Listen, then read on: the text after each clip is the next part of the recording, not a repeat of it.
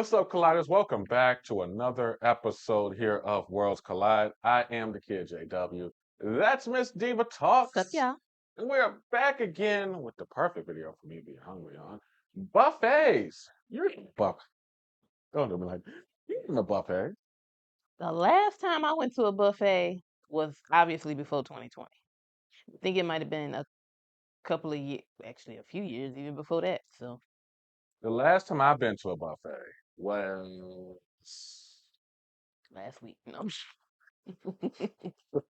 the last time I've been to a buffet was Cece's Pizza. Damn, Yeah, that bit. Does CC's Pizza even exist anymore? I don't think so. It was, CC's Pizza was the bomb, though. yeah, it was You get all Cece's the pizza Pizza. you wanted. I even go Cece's Pizza and Old Country Buffet. Those are the last two buffets I've been to. Damn, I at least been to Golden Corral. I ain't never been to go to Corral. You literally live not too far from one. Ain't never been. Wow. So and I'll tell you this, I give you a twofer. The last time I was been to Cece's was the one at Oakland, down the street from Oakland Mall. And the Old Country Buffet on the east side off of 696 and I believe more. Off of Van Dyke or DeQuinder. That's how you know it's been a long time. Because I don't even think they open no more. Yeah, no, not in Michigan anyway. Yeah. So let's see how buffets stay in business. This is about to turn into a whole couples talk. But let's see how not couples stay in business, how buffets stay in business. All right.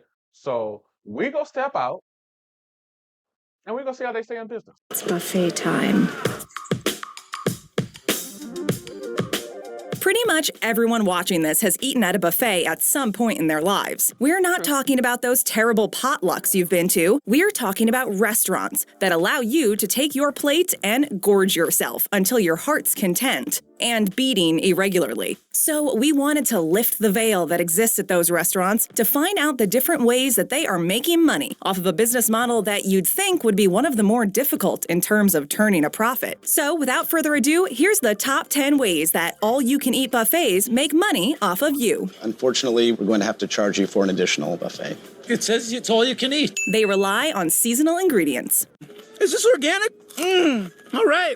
One of the best ways that buffets can keep their costs low is by changing their menus regularly. That flexibility allows them to purchase whatever is cheap, and they obviously have to buy that food in huge amounts in order to get the costs low enough to make a profit. Part of that is buying whatever is fresh, which, depending on what type of buffet you're at and what part of the world you're in, can vary wildly. The good news for the consumer, though, is that it tends to mean that you're getting a lot of fresh and seasonal food that can range from different kinds of vegetables to different types of seafood or meat. Buffets use a lot of psychology to typically hammer home the main idea that people are getting a decent meal for an amazing price. And the psychology behind seasonal ingredients makes people believe that they're not only getting that super full stomach for a low price, but that they're also getting high quality or even fancy food on the cheap. Marge, I ate those fancy soaps you bought for the bathroom. The reality is that the buffet is buying and providing the lowest quality product possible, whether it's crawfish or the cut of meat that you're eating. They just tend to hide it really well by mixing it into a soup or pasta salad. But That's crazy. What? That is low quality. It's basically cafeteria style, low quality. Yeah, they just make it look good. Like I'm not gonna lie that anyway. But go in the Old Country Buffet. Go in there, getting Old Country Buffet, Sweeten House, Never been. Never even heard of it. um, Golden Corral. Golden Corral, but there was another one. Fire Mountain. Fire Mountain was called something else before it was. Why the does name was Fire Mountain changed. sound good? Because there was a Fire Mountain down the street from my old place. Yeah, that was all you could eat buffet. I never, because by the time I moved there, it was gone. Well, yeah, it Yeah. didn't last long. Yeah. They changed the name. Oh, So, okay. do you remember what it was called before it was called Fire Mountain though? Because we had went there before it was called Fire Mountain. Dang. Yeah, Dang. Huh. yeah, my family like all you can eat. Just trail off into silence. But at the end of the day, as long as it tastes good and you don't get sick, it's really a victimless crime, if it's a crime at all. Take a second to hit that subscribe button and click that notification bell. Ready? Okay, on with the list. Influencing portions. When you're ready, take this plate over. Please, don't take the steam tray. As we just mentioned, psychology is a huge part of the science that goes into running a profitable buffet. And a large part of that psychology is used to influence just how much food someone actually takes and eats. So, after a menu is created at a given buffet, the store manager's goal is to really attempt to control the type of food people take and how much of that type of food they take as well. Portion control has actually been a recent trend in food science, as more and more children and adults reach the level of obese on the body mass index. And they've actually learned a lot from the people in the buffet restaurant industry, as they've had to learn these things over the years in order to turn a profit. There are actually a few ways that they attempt to stop you from eating them out of business, and most end up on our list. But the first is probably the most obvious, and that's that they tend to avoid giving large or even full-size dinnerware. Go into any buffet near your home, and the odds are that you won't find what you consider to be a full-size dinner plate or soup bowl. The rationale behind this is obvious, as the less people are able to put on their plate, the less they're going to either eat or end up wasting. Beyond that, people rarely eat more than one plate of food at home, so the hope is subconsciously that they'll finish their plate and feel more full than they otherwise might if they still have a bunch of food on their plate. I'm stuffed. I never knew that. I did. You could tell. Damn. I don't want to go to a buffet just to test that theory. I mean, it's right around the corner. When I said that, I ain't really mean Golden Corral type buffet. What's wrong with Golden Corral? I don't know. I don't know. I don't know. Okay? I don't know. One study did show that this works, with people eating 31% more ice cream when given a 34-ounce bowl than they did when given one that was half the size at 17 ounces. Ooh.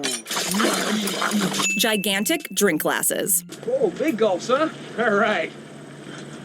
Well, see you later. On the other end of the spectrum comes the drinking glasses. As we just showed, most buffet restaurants tend to provide smaller dinner plates and bowls, as they obviously allow for less food. On the other side of that comes the dinner glasses that are actually a lot larger at most buffet restaurants than most places, as drinks are typically huge profit makers for restaurants. Show me the money!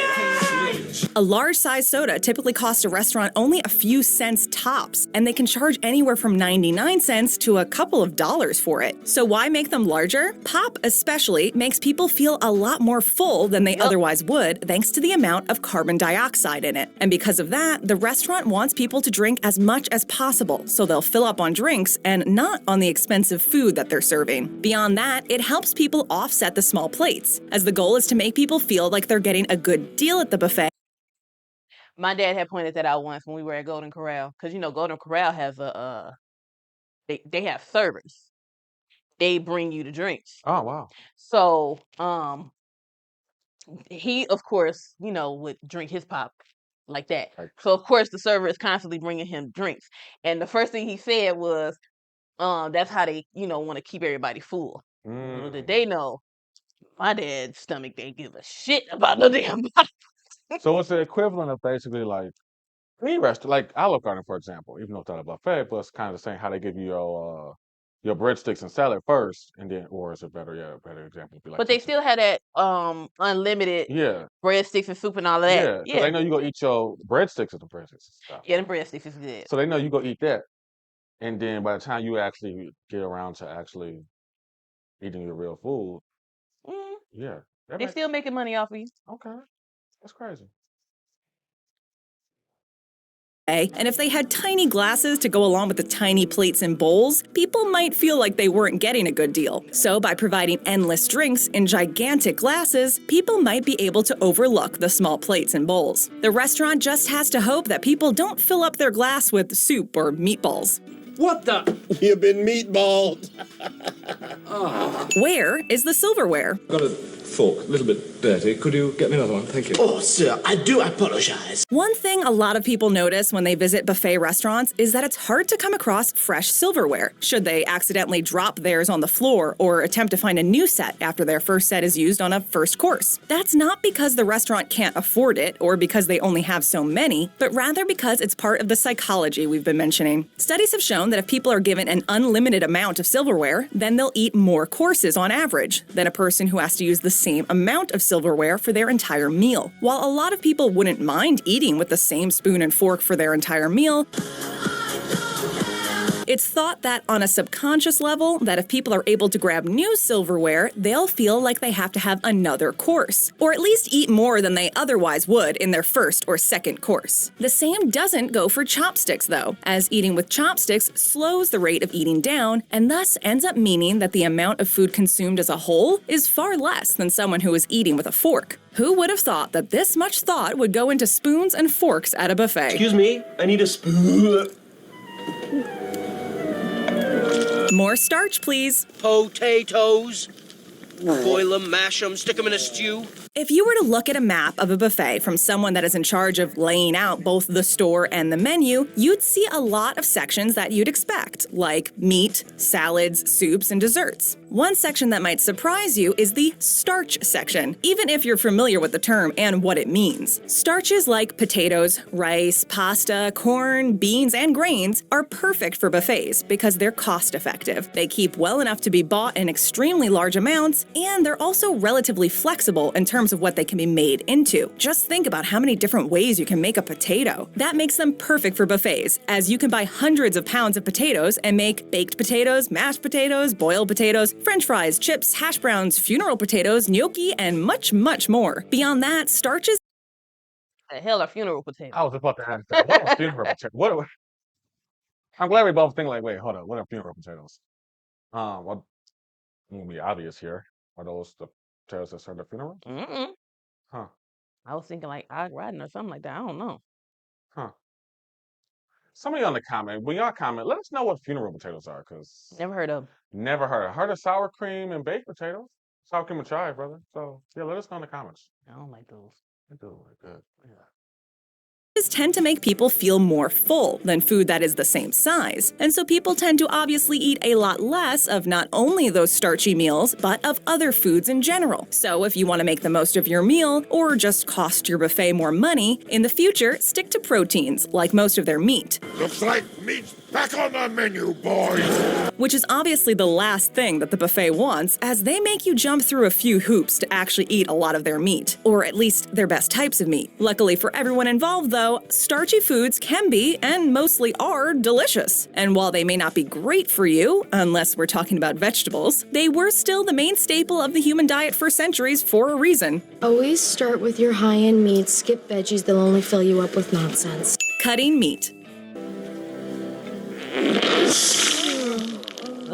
Most people that have been to a non-Chinese food buffet are probably used to the guy that stands in the meat or protein section cutting slices of some sort of meat for the world's saddest line. While upon first walk by it might make complete sense that there's someone there cutting a slice of ham or meatloaf from what smells delicious, it's actually all part of the buffet's devious plan to stay in business. As it may not surprise you, meat is the most expensive thing in any buffet, and because of that, they need to find ways to ensure that you're not going to simply eat a bunch of meat and leave their restaurant. One way they do that is by making sure that their starches, vegetables, which include more starches, salads, soups, and desserts are as delicious as possible. Because it's too delicious. As it's really hard to compete with meat in that arena. And by offering a wide variety of those that are as delicious and cutting edge as possible, they are lowering the amount of meat that each person eats. Beyond that, by having an employee cutting their higher end protein, They do this exact thing at Golden Corral. See, I don't want to go now. So, because I remember I wanted some steak, Uh-huh. right? And there's a steak station, Okay. and there's a guy. He's actually cooking the steak right there. Oh wow. But young-minded me could tell that was not prime cuts of beef. It wasn't. It wasn't. Especially when you sat down and ate it and it was tough and shit. So, of course, younger me, you know, when you standing there waiting for some steak, I was waiting for well done. But then one time when we had went with my Hold on. family, Why well done? I just said younger me. Okay, you ain't know no better. Exactly. Okay. So I was standing there waiting for well done steak. And you're going to stand there a while when you want it well done. So when we went with family, and my cousin was like, no, you want to ask for medium. That way you're not standing there for such a long time to get a cut of meat or whatever. But yeah, you could tell. Like it's part of the aesthetic to make you feel like, oh, I'm getting, freshly cooked steak in front of me, You're right. but really it's just Okay. something you could have made at home. Actually, might be better at home, honestly. Well, yeah. Well, now that you're older, no one eats water. Well, yeah, of course now, Yeah. but like I said, back then, Younger, yeah, we ate well done steak. I ate well done steak. y'all did. Yeah. We ain't know no better. Now that I know better. Sitting up eating leather. Right. Wondering why I'm still sitting at the table, everybody else gone and whatnot. They are ensuring that portions are within a profitable amount, even if a person is asking for more than one slice, which some buffets actually restrict. Beyond that, the buffets do use psychology here as well, by cutting meat into smaller and smaller pieces, not just from the chunk of meat at the meat station, but also in terms of each portion. By cutting each portion into, let's say, 5 small pieces as opposed to 3 larger pieces, subconsciously makes people feel like they're not only eating more than they actually are, but also that they're getting a better value. Damn good deal. The layout. I don't want to use stomach space on non-tasty items. As this list has shown, when it comes to the buffet restaurant industry, starches are worth their weight in gold, whereas meat can make or break a restaurant. That creates a sort of catch-22, as restaurants don't want to create especially delicious protein products, as people might end up focusing all their attention on that dish and avoiding any other products on the floor. But at the same time, they can't make the food bad either, otherwise they'll lose business. To avoid things like that, restaurants tend to insulate their higher-priced products. Insulate how, you ask? It's actually as simple as it is genius. When it comes to higher-priced products like meat and some desserts like pies or fudge pies or pie fudge, buffets actually surround those stations with a bunch of lower-priced product. You guys gonna be surrounded. We're paratroopers, Lieutenant. We're supposed to be surrounded. When it comes to higher-priced desserts, there are typically either tables next to or even platters on the same table of lower-priced fruit, in the hopes that the people grabbing one of those delicious fudge pies will also grab some fruit to go along with it. As they eat the fruit and the fudge pie, the chances are that they'll fill up and not return for a second helping. The same goes for meat. With a side of mashed potatoes, the chances are that people aren't going to go up for another T-bone steak. Nothing is left to chance because it really can't be. So you're telling me there's a chance? Serving mediocre meat. I made them extra sloppy for you. Thus far in this list, we've learned that running a successful buffet is really a science, with actual scientists doing all sorts of studies to determine what works and what doesn't, and what goes into the thought process of people that eat there. Namely, because running a restaurant alone is one of the, if not the, most difficult lines of business to go into in the first place. Most restaurants have a profit margin of under $1.50 on a $40 check, and when you allow people to essentially go into your kitchen and eat everything their heart desires for far less than that $40, like most buffets do, it's a wonder that they exist at all. The bread and butter of buffets is the idea that people are getting an amazing deal for not a lot of money. And because of that, you have to strike a delicate balance when it comes to the higher priced items that you sell. Because when you put value in the minds of your customers, you're going to get people who are looking for a deal. We've established on this list that meat is the most expensive item, and so buffets have to make sure that they're not providing cuts of meat that will put them out of business, like T-bones, for example. On the other end of the spectrum, buffets can't just provide raccoon meat either, as if the product is no good, then they won't have any customers. So it's actually a tightrope walk when it comes to finding a cut of meat that isn't too expensive, but also isn't too cheap. The key is finding whatever is fresh and discounted, and that can change from day to day, which means that the menu can change from day to day as well. Beyond that, finding meat that is more versatile is important, as it allows for different types of meals, from hamburgers to meatloafs or meatballs. While the meat itself, in terms of its cut or quality, may be mediocre, the actual meals might be fantastic. And that's the magic of buffet cooking, and that's why people love them. And you know I love a buffet. Cooking food ahead of time. Despite the fact that their servers rely on tips for most of their wages, the #1 cost for a restaurant outside of food cost comes from the amount of money they pay their employees. Buffets are no different, except for the fact that they don't have servers to begin with. Outside of that guy who stands by himself and cuts slices of meat for people, they do have cooks though, although the job is a lot different from other cooking jobs, in that it's far less hectic than cooking in a restaurant where food is made to order. They do, however, cook a wide range of food, and because of that, cooking in a buffet is actually actually a great crash course for anyone looking for a job in the culinary arena. Beyond cooking a diverse and wide range of food, they also have to cook up huge amounts of it because they obviously are going to be making food for a larger group of people that might consume a lot more than they otherwise would.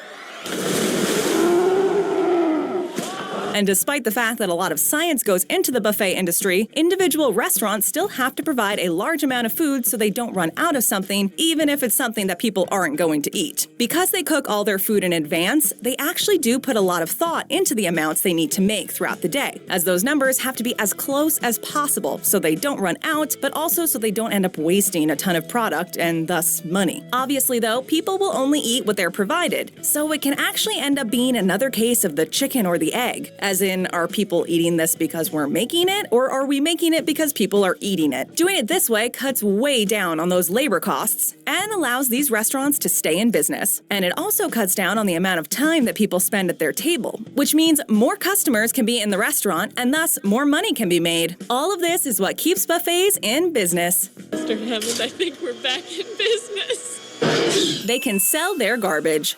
What the hell? I'll just eat some trash.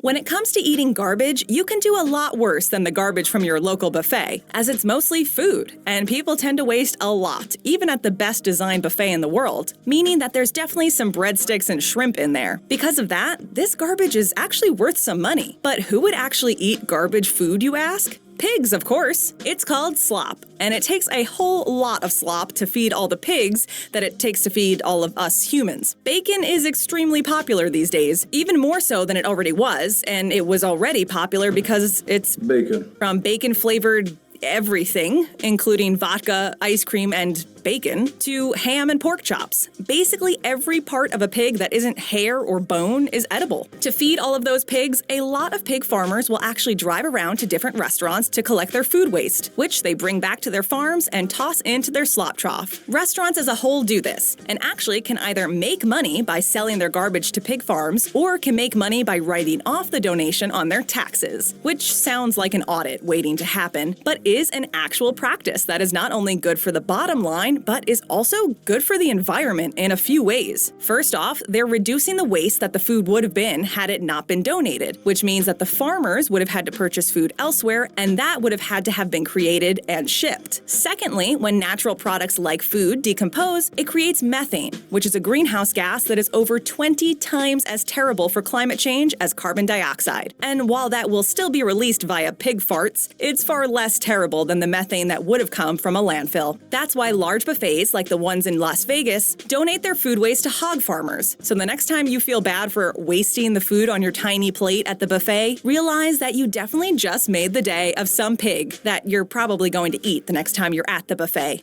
The circle of life, indeed.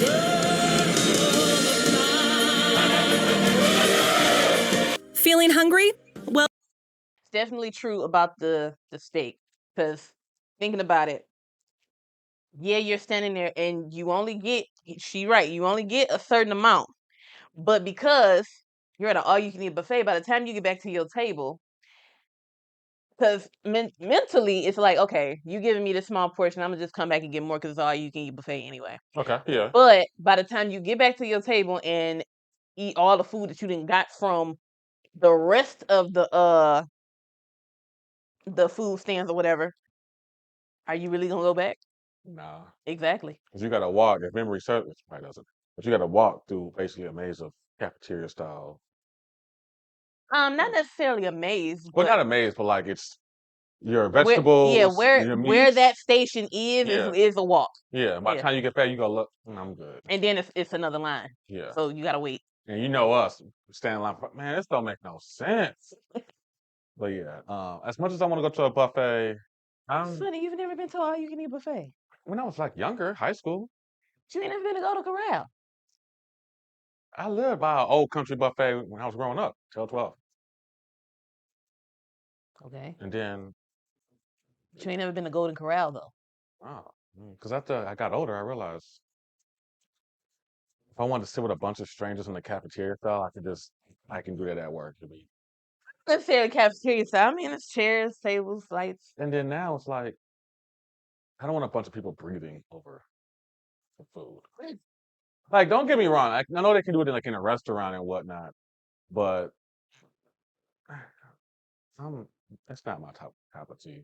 Oh, and it was called Ryan's. Ah. So before it was Fire Mountain, it was Ryan's. Ah.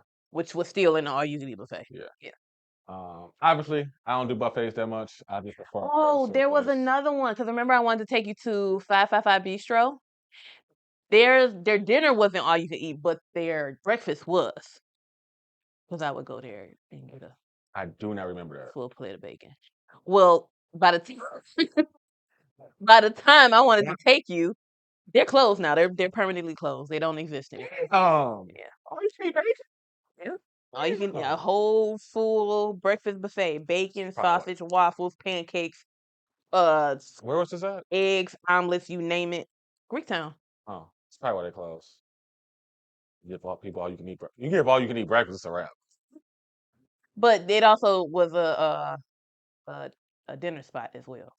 It was high skill, upscale dinner. So it wasn't a buffet anymore. The only buffet they did was breakfast, lunch and dinner, servers and all of that. But yeah, they are officially closed. Well, we ain't gonna keep y'all too long here because somebody's hungry. I'm hungry and whatnot. I know y'all like me. Y'all got short attention span, so we ain't gonna keep y'all too long. You want to take us on out? As always, Collidus, if you enjoyed this reaction, go ahead and hit the like button. Share with someone you think would like it as well.